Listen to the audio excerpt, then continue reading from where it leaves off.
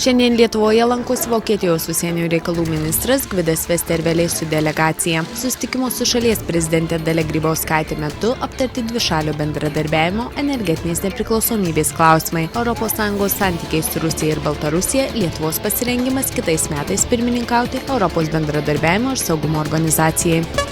Parlamentaras Gediminas Navaitis teikė siūlymą, kuriuo būtų galima rinkimų metu ne tik atiduoti balsą už asmenis, bet ir juos išbraukti. Daugiamandatės rinkimų apygardos biuletenyje iki šiol būdavo žymimi kandidatai, kuriuos rinkėjai palaikydavo. Remiantis naujuoju siūlymu, jis turėtų teisę išbraukti iš sąrašo 5 kandidatus.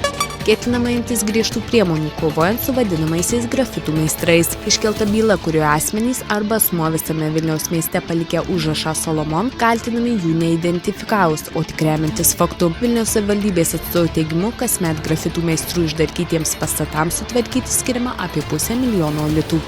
Prezidentė Dalia Grybauskaitė pasisako už valstybinių įstaigų vadovų kadencijų ribojimą. Esą visur muziejuose, teatruose, mokyklose, ligoninėse ir kitose valstybinėse įstaigose turėtų būti kadencijos, o vadovas tokiai įstaigai galėtų vadovauti ne daugiau kaip 2 kadencijas.